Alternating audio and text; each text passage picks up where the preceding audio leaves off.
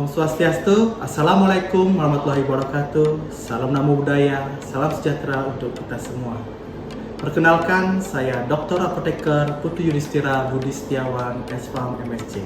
Saya adalah dosen tetap dari program studi farmasi klinis Fakultas Ilmu Kesehatan Universitas Bali Internasional. Pada kesempatan ini, izinkan saya untuk menyampaikan pernyataan diri dosen dalam unjuk kerja Tridharma Perguruan Tinggi atau PDD UKT-PT sebagai syarat dalam pengusulan sertifikasi dosen dan untuk bentuk pertanggungjawaban akademik profesional khususnya pada bidang pengajaran. Sebagai dosen di program studi farmasi klinis, saya ditempatkan di bidang kepakaran farmasi bahan alam yang telah sesuai dengan bidang ilmu pendidikan terakhir saya. Salah satu mata kuliah yang saya ampu yaitu botani farmasi dan farmakognosi, yang proses berlangsungnya perkuliahan tersebut dilakukan pada semester genap. Proses pembelajaran mata kuliah botani dan farmakologi mengikuti prinsip DIA, yaitu Delivery, Interaction, and Assessment, yang telah sesuai dengan rencana pembelajaran semester. Sebelum itu, saya akan menyampaikan deskripsi mata kuliah botani, farmasi, dan farmakognosi, di mana mata kuliah ini berbobot 3 SKS teori dengan tatap muka sebanyak 150 menit. Pelaksanaan kuliah ini dilakukan oleh tim teaching sebanyak 4 orang dosen. Terdapat 16 pertemuan, di mana 2 pertemuan untuk ujian PS dan UAS, dan 14 pertemuan adalah tatap muka. Mata kuliah botani, farmasi, dan farmakologi berfokus pada pemanfaatan tumbuhan sebagai sumber obat. Mata kuliah ini memberikan pemahaman tentang tanaman seperti morfologi, anatomi, fisiologi, taksonomi, metabolisme tanaman, budidaya, dan pasca panen tumbuhan obat. Cakupan materi juga membahas cara pengolahan tanaman menjadi simplisia dan ekstrak, serta parameter mutunya yang perlu ditetapkan, produk metabolis sekunder, primer yang dihasilkan oleh tanaman dibahas secara komprehensif, khususnya pemanfaatannya di bidang farmasi. Hasil pembelajaran mata kuliah ini digunakan pada semester lanjutan, khususnya pada mata kuliah fitokimia, fitoterapi, dan aromaterapi. Capaian pembelajaran mata kuliah ini yang pertama adalah mahasiswa mampu menjelaskan sejarah, ruang lingkup, dan perkembangan ilmu botani farmakognosi, termasuk kontribusinya dalam bidang ilmu farmasi modern. Dan kedua, mahasiswa dapat menjelaskan sel, jaringan, dan organ tumbuhan secara morfologis dan anatomis, serta menjelaskan proses perkembangan dan metabolisme tumbuhan. Kemudian, mahasiswa mampu mengklasifikasikan tumbuhan berdasarkan prinsip taksonomi dan kemotaksonomi untuk menentukan potensi manfaatnya di bidang farmasi. Mahasiswa mampu menentukan teknik budidaya dan penanganan pasca panen tumbuhan obat secara tepat, serta evaluasi mutu, simplisia, dan ekstrak dengan mengacu standar mutu yang berlaku.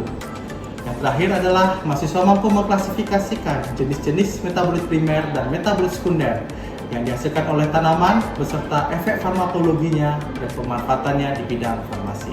Untuk bahan kajian dalam mata kuliah botani, farmasi, dan farmakologi terdapat 14, yaitu pertama, menjelaskan ruang lingkup botani, farmasi, dan farmakologi, kemudian struktur sel tumbuhan dan jaringan, morfologi dan anatomi organ tumbuhan, perkembangan dan metabolisme tumbuhan, sistem klasifikasi dan taksonomi tumbuhan, kemotaksonomi dan tumbuhan sumber bahan obat, budidaya tanaman obat, simplisia dan ekstrak beserta parameter mutunya, obat alam yang mengandung karbohidrat dan turunannya, obat bahan alam yang mengandung minyak atsiri dan minyak lemak, obat bahan alam yang mengandung alkaloid dan tanin, obat bahan alam yang mengandung glikosida, obat bahan alam yang berasal dari laut, dan tanaman beracun, alergen, dan halusinogen. Pustaka yang digunakan untuk menyusun materi perkuliahan menggunakan buku referensi yang relevan dan selalu diupdate. Selain itu, digunakan pula artikel jurnal penelitian yang dihasilkan oleh saya beserta tim teaching sebagai bentuk integrasi hasil penelitian. Beberapa pustaka yang saya gunakan menggunakan bahasa Inggris dengan tujuan membuka cakrawala pengetahuan mahasiswa. Pada proses pembelajaran, selain menggunakan ceramah interaktif yang bertujuan membangun pemahaman konseptual mahasiswa terhadap teori, saya juga melakukan diskusi kelompok untuk mendorong kolaborasi mahasiswa dalam memecahkan masalah, membuat keputusan, dan mencapai pemahaman bersama. Tugas pun saya berikan berupa presentasi dan juga project base, yang diharapkan dengan memberikan tugas-tugas tersebut akan meningkatkan motivasi belajar mahasiswa serta keterampilan baru dan kreativitas mahasiswa.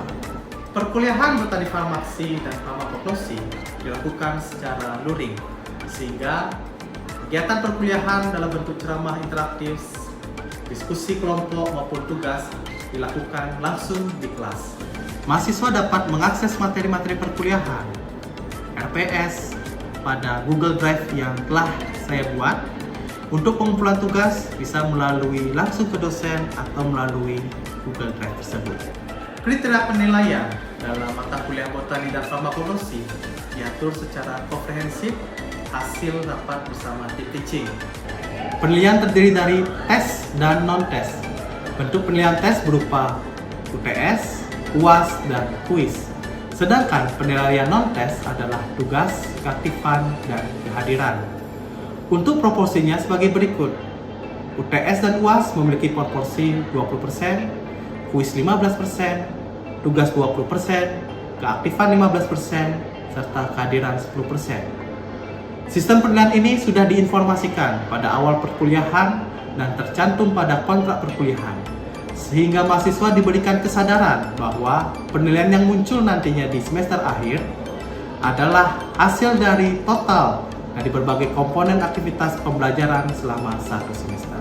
Penilaian yang dilakukan secara objektif berdasarkan indikator seperti penugasan, partisipasi aktif, kemampuan analisis terhadap penyelesaian tugas yang diberikan. Rubrik penilaian dibuat secara jelas dan terukur. Hasil evaluasi yang diperoleh dikembalikan kepada mahasiswa sebagai bagian proses umpan balik. Berikut merupakan cuplikan proses pembelajaran mata kuliah botani farmakognosi pertemuan ke-8 yang membahas simplisia dan ekstrak. Selamat siang adik-adik semua. Selamat. Hari ini kita akan melanjutkan mata kuliah botani farmasi. Minggu lalu kita banyak membahas mengenai budidaya tanaman obat, maka minggu hari ini kita akan melanjutkan materinya tentang pembuatan simplisia dan ekstrak. Sebelum kita mulai, saya ingin mengingat kembali materi kemarin. Ada masih ingat bagaimana syarat dalam budidaya tanaman obat? Ada yang tahu? Silakan. Ya, silakan. Nama dalilnya? Namanya di Komando Parita Kadiani, ini 2310 2113. Iya. Bagaimana syaratnya, Dek? Wajib organik. Oke, terima kasih ya. Jadi persyaratan dalam budidaya tanaman obat adalah wajib organik. Kita mulai dari definisi simplisia. Simplisia bentuk jamak dari kata simplex yang berarti simple atau juga sederhana. Kenapa bisa dikatakan sederhana? Karena menurut Keputusan Kesehatan Republik Indonesia, Formulir Ramuan Obat Tradisional, simplisia adalah bahan alamiah yang digunakan sebagai obat dan belum mengalami proses apapun. Jadi katakan simple. Dan juga kalau tidak dinyatakan lain, simplisia itu berupa bahan yang telah dikeringkan. Setelah kita mengetahui definisi simplisia, maka simplisia bisa dibagi menjadi 3 golongan berdasarkan sumbernya. Yang pertama adalah simplisia nabati, simplisia hewani, dan simplisia pelikan. Kita mulai dari simplisia nabati, yaitu adalah simplisia yang berasal dari tumbuh-tumbuhan. Nah, kita lihat berbagai macam jenis-jenis simplisia nabati. Di sini saya membaginya berdasarkan bentuknya.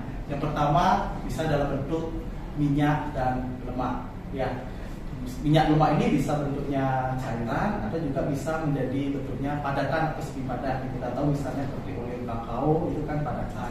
Kemudian ada bentuk padat serbuk berupa amilum, ya, amilum singkong, amilum atau sering disebut dengan pati, ya. Kemudian minyak atsiri. Kalau minyak atsiri cair, tapi memang hasil proses pengopresan atau destilasi dari tumbuh-tumbuhan sehingga mendapatkan minyak atsiri. Ini beda dengan minyak lemak karena komponen susunnya juga jelas beda. Minyak atsiri itu suatu senyawa yang volatil dan juga berasal dari bagian-bagian tanaman. Misalnya daun, batang, bunga itu juga adalah termasuk dalam simplisia nabati. Kemudian saya lanjutkan ke Simplicia hewani yang berasal dari hewan. Nah, ini saya berikan contohnya. Tadi kan hewan atau hasil produksi ekspresi dari hewan atau bagian hewan itu juga bisa dipakai sebagai Simplicia. Misalnya ada selanai, itu adalah lemak dari bulu domba, ya, dari spesies Ovis aries. Kemudian ada serat lava dari sarang lebah, itu disebut dengan malam kuning. Kemudian ada gelatin deh. Gelatin itu hasil dari hidrolisis kolagen. Nah, bisa diambil dari kulit atau tulang hewan. Nah, kemudian ada Simplicia pelikan deh. Nah, pelikan ini berasal dari mineral-mineral. Contohnya ada parafin liquid, kemudian ada parafin solid. Itu semua adalah hasil dari penyulingan minyak bumi. Dan produk sampingannya bisa menjadi parafin cair maupun padat. Kemudian ada vaselin album juga. Ya, ini konsistensinya beda-beda. Ada yang cair, padat, ada yang semi solid atau kayak creamy gitu ya. Dan juga ada berasal dari alam, misalnya dari contohnya kaolin, itu dari aluminium silikat, tapi diprosesnya dengan cara mengatur keukuran partikelnya. Kita lanjutkan tentang bagaimana tata nama atau nomenklatur dari penamaan Simplicia. Nah, secara umum memang Simplicia khususnya adalah Simplicia nabati, penamaannya berdasarkan genus ditambah bagian tanaman atau spesies bagian tanaman, atau genus plus spesies plus bagian tanamannya. Ada yang tahu apa itu Sapandignum? Pak. Ya, silakan. Kita dulu, namanya siapa? Perkenalkan, saya Nika Deilda Sudiantari dengan NIM 211021043. Itu adalah kayu secang. Oke, terima kasih ya. Benar, itu adalah kayu secang, jadi diambil dari nama spesiesnya. Ada sedikit quiz, mungkin kita bisa flashbacking bentar untuk memahami bagaimana penamaan nama Simplicia dan juga bagian-bagian dari Simplicia begitu ya. Silakan di scan barcode-nya.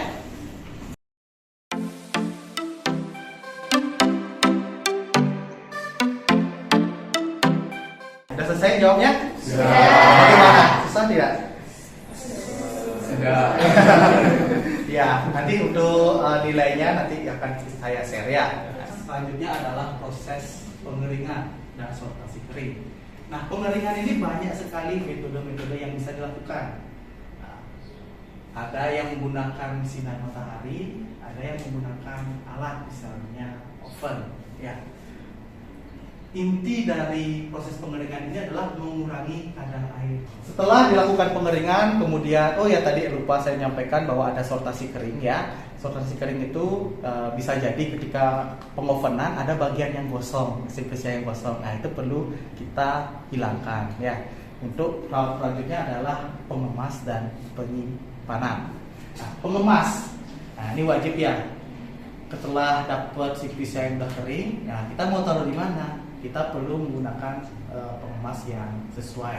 Pengemas yang sesuai itu artinya menjaga Simplicia dari gangguan-gangguan eksternal, misalnya suhu, kelembapan, ya, atau dari organisme-organisme, serangga dan yang lain bisa masuk, gitu ya. Nah, wadah pengemas ini harus juga bersifat inert atau netral. Inert itu tidak merusak atau berinteraksi dengan bahan baku kita. Nah, maka bahan-bahan untuk wadah itu biasanya menggunakan wadah plastik PP, karung murni maupun wadah kaca. Nah, jangan lupa juga ketika pemberian Simplicia ditaruh wadah itu wajib diberi label. Nah, labelnya apa nama Simplicianya, kemudian kapan Simplicia tersebut dipanen, kapan dilakukan pengolahan, sumbernya dari mana, begitu ya.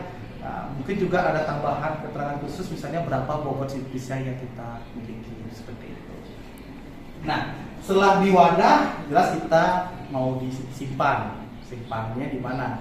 Nah, kalau Anda nantinya ya bisa bekerja di industri farmasi, ada namanya gudang-gudang penyimpanan Simplicia. Memang gudangnya khusus dibuat penyimpanan tersebut. Misalnya karung-karung yang berisi Simplicia tidak boleh berada bersentuhan langsung pada tanah. Jadi dibuat seperti yang pada gambar deh, rak-rak seperti itu, dipalet-paletkan untuk mencegah terjadinya kontak langsung dengan tanah. Takutnya kenapa? Misalnya ada hewan pengerat, banjir dan semacamnya. Kemudian juga diatur sirkulasi udaranya baik, jangan sampai lembab. bukan besar. Kalau kelembaban tinggi, nanti simplicia yang kering itu mampu menyerap air lagi. Ya, yang awalnya mungkin kalau kita keringkan dia renyah, itu tanda bahwa dia kering. Tapi kalau sudah disimpan lama, dia akan lembab. Jadi seperti lampu begitu lagi ya. Kemudian saya lanjutkan bagaimana pengujian parameter mutu dari simplicia. Nah, kita ketahui kita di sini adalah sebagai farmasi. Kita menggunakan simplicia sebagai bahan baku untuk pembuatan obat, maka perlu dijaga kualitasnya. Ya, syarat obat itu yang pertama harus aman, kemudian memiliki aktivitas farmakologi. Nah, kita perlu mengetahui semua itu dengan menguji bagaimana parameter mutu dari simplicia yang telah kita gunakan. Yang pertama, parameter mutunya bisa dibagi dua, yaitu parameter non spesifik dan spesifik, gitu ya. Apa bedanya? Nah, ini spesifik dan non spesifik. Non spesifik itu adalah parameter yang dimiliki oleh semua jenis simplicia. Misal saya bikin simplicia temulawak, simplicia jahe, atau simplicia dari herba sambiloto, itu pasti memiliki namanya kadar air, kadar abu, dia memiliki sampai cemaran mikroba, residu pestisida. Itu kita perlu ketahui untuk menjaga kualitas bahan baku kita. Nah, parameter spesifik ini adalah parameter yang spesifik. Ya, ibaratnya itu adalah identitas dari simplicia. Misalnya organoleptis. Misalnya tadi limpang kunyit, organoleptisnya seperti apa? Warnanya kuning. Nah, kuning itu identik dengan si kunyit, tidak identik dengan si sambiloto gitu ya. Identik organ rasa, aroma itu identik ya. Kemudian ada makroskopis, bentuknya seperti apa simplicianya? Apakah bentuknya bintang, bundar, itu kan ada beda-beda bentuk-bentuk. Saya bunga-bunga, kelopaknya seperti apa, itu spesifik. Makroskopis, mikroskopis, bagaimana kita lihat bisa di bawah mikroskop. Ada fragmen-fragmen tertentu ya. Misalnya rambut bentuk yang bentuknya seperti bintang, bagaimana jaringan sklerotiknya dan lain-lain. Dan juga adanya analisis kandungan fitokimianya, misalnya kandungan yang ada dalam tanaman obat, zat kimianya apa. Biasanya di farmakope herbal menggunakan misalnya pola kromatografi. Nah, ini memang kalian akan dapatkan bagaimana teknik profiling seperti di mata kuliah selanjutnya. Baik, saya lanjutkan ke ekstrak. Tadi kita sudah banyak membahas tentang simplicia. Selanjutnya adalah ekstrak. Ekstrak ini adalah proses lanjutan. Biasanya ketika setelah membuat simplicia, beberapa industri obat tradisional bahan alam itu membuat menjadikan dia ekstrak ya. Nah, ekstrak sendiri adalah sediaan kering jadi bisa kering, bisa kental maupun cair. Nah, ini dengan cara dibuatnya dengan menyari simplicia. Di situ dijelaskan bahwa adanya metode lastrasi. Untuk lapangan pendanaan itu berapa lama ya Pak ya? Oh ya, sebelumnya namanya siapa? Namanya Sardina Lasta dengan NIM 2310. Oke, ya pertanyaan yang baik ya. Nah, untuk teknik ekstraksi, misalnya maserasi, pada berapa waktu lama sekali diaduk, berbagai macam pustaka. Kalau saya mengacu pada farmakope herbal, teknik ekstraksi dengan maserasi ini dilakukan dengan rasio 1:10. Misalnya 100 gram bubuk simplicia direndam dengan 1 liter larut begitu. Nah, berapa lama waktunya? Itu selama 24 jam. Gitu ya. Jadi 6 jam sesekali diaduk, 18 jamnya didiamkan gitu. Tapi beberapa pustaka juga, misalnya kalau Anda baca penelitian, ada yang direndamnya selama 3 hari sampai 5 hari gitu ya. Oke, bisa saya lanjutkan kalau gitu. Oke.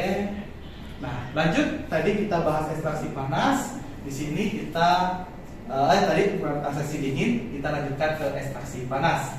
Kalau namanya panas, jadinya menggunakan peningkatan suhu dalam proses ekstraksinya. Nah, ini ada tekniknya infudasi, dekokta. Infudasi dan dekokta prinsipnya sama dia, menggunakan pemanasan pada suhu 90 derajat Celcius menggunakan panci khusus, begitu ya. Jadi panci khusus ini mengatur suhu tetap konstan di 90 bukan 100 derajat Celcius. Nah, pelarut yang digunakan untuk ekstraksi dengan teknik infudasi dan dekokta adalah air, gitu ya. Nah, perbedaannya adalah di lamanya. menggunakan 15 menit dan 30 menit. Kenapa bisa berbeda? Biasanya infudasi itu untuk bahan-bahan daun. Kalau yang dekokta, dia bahan-bahannya yang keras-keras nih, kayu, timpa, maka perlu pemanasan yang lebih banyak. Kemudian ada soflet, reflux, dan destilasi. Sofletasi pemanasan juga menggunakan nama soflet dengan prosesnya itu dilakukan berulang-ulang. Karena apa? Karena yang digunakan itu adalah pelarut organik, misalnya etanol. Etanol dipanaskan dia akan menguap. Nah, kemudian di atas itu diberikan kondensor untuk mendinginkan. Jadi uap etanol itu akan turun kembali lagi. Gitu. Terus mengalir sirkulasi terus menerus. Betul juga reflux. Nah, reflux juga pelarut dipanaskan, kemudian pelarut tersebut dingin kembali ke bawah. Namun yang membedakan soflet dan reflux, sampelnya itu letak sampelnya. Sampel substansia pada soflet ada pada bagian atas, ya, ada tabung atas. Sedangkan reflux dia kontak langsung dengan pelarut sambil dipanaskan. Kemudian ada teknik destilasi, ini juga dengan pemanasan. Pemanasan ini khusus untuk mengekstraksi minyak arsiri. Kita ketahui bahwa minyak arsiri itu kan mudah menguap. Nah, perbedaan titik ini sebagai prinsip untuk mengekstraksi minyak arsiri. Ya, kita lanjutkan ke parameter mutu ekstrak ya. Nah, ini salah satu riset saya. Jadi melakukan penelitian itu, ekstrak itu wajib untuk dilakukan karakterisasi atau parameter mutunya seperti apa ya, dengan tujuan bahwa dengan tahu sumber bahan baku kita, profilnya seperti apa, maka aktivitasnya kita bisa kita validasi atau kita percaya kredibilitasnya gitu. Nah, parameter mutu ekstrak bisa bermacam-macam tergantung dari kebutuhan. Tapi yang saya sampaikan juga seperti Simplicia ada parameter spesifik dan non spesifik, itu mirip-mirip semua ya. Tapi memang tekniknya agak berbeda. Ketika menguji Simplicia dan ekstrak ada penyesuaian. Yang bisa Anda baca di farmakope bagaimana pengujian untuk saya penetapan kadar suatu senyawa, untuk ekstrak bagaimana, untuk Simplicia bagaimana. Gitu. Nah, misalnya di sini untuk penentuan parameter ekstrak saya melakukan analisis senyawa apa yang ada di dalamnya. Itu yang misalnya kadar fenol, alkaloid dan lain-lain, kemudian melakukan bagaimana rendemen ekstraknya, jumlah ekstraknya yang dihasilkan, berapa kandungan airnya, ya kadar airnya berapa. Kemudian di sini juga saya mengukur jumlah senyawa fitokimianya, misalnya flavonoidnya berapa, fenolnya berapa, di sini juga kurkumnya berapa. Nah, ini teknik-teknik seperti ini nanti akan kita bahas di semester selanjutnya ya, di analisis farmasi dan juga di fitokimia. Sebelumnya ada yang ditanyakan sebelum saya lanjutkan? Sebelumnya perkenalkan saya Kedete Sugawa dengan NIM 231016. Sebelumnya Pak tadi menjelaskan bagaimana penyimpanan Simplicia. Saya ingin bertanya Pak, jika Simplicia dalam bentuk cair, bagaimanakah cara menyimpan Simplicia itu? Oh iya, pertanyaan yang bagus ya. Misalnya tadi Simplicianya hasil eksudat gitu, misalnya perasan minyak asiri atau air gitu. Penyimpanannya itu biasanya kalau minyak asiri disimpan pada botol wadah kaca. Jangan pakai plastik gelas gitu ya, atau semacam plastik kiloan, tidak boleh. Jadi menggunakan bahan yang wajib ingat. Biasanya adalah gelas kaca. Nah, untuk kacanya sendiri, nah ini perlu diperhatikan juga. Kalau dia minyak asiri, maka wadahnya tersebut berwarna gelap, botol gelap, dengan tujuan mencegah adanya cahaya, paparan cahaya. Ada paparan cahaya itu mungkin terjadinya oksidasi sehingga minyak asirinya menjadi polimer, menggumpal atau mengendap seperti itu. Ya, oke. Nah, di sini kita akan lanjutkan ke diskusi kelompok, ya. Kita akan melakukan diskusi, small discussion. Nah, kalian buat kelompok mungkin bertiga. Di sini pilih satu tanaman, kemudian diskusikan dengan teman sekelompoknya bagaimana cara pembuatan Simplicianya, kemudian ekstraknya, dan juga bagaimana parameter ekstrak yang perlu diuji. Ya, baik ya.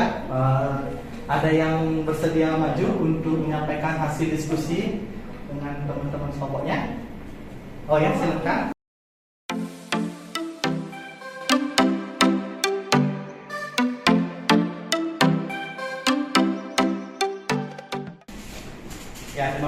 satu ya, nanti hasil diskusinya yang Anda kerjakan di kertas bisa dikumpulkan nanti ya. Nah, jadi memang kesimpulan yang kita dapatkan dari kuliah hari ini adalah memang Synthesia itu merupakan salah satu hasil dari program proses sampai panen tanaman obat. Synthesia dapat bersumber dari berbagai macam, jadi dibagi menjadi 3, yaitu Synthesia nabati, hewani, dan ikan.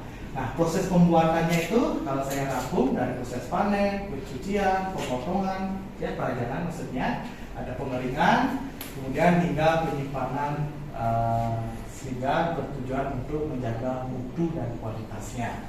Kemudian parameter mutu Synthesia ya terdiri dari parameter spesifik dan non spesifik. Itu juga ekstrak juga sama, ada spesifik dan non spesifiknya juga. Nah, untuk melakukan ekstraksi, nah, perlu kalian ketahui ada 2 teknik, ya, teknik ekstraksi panas dan ekstraksi dingin.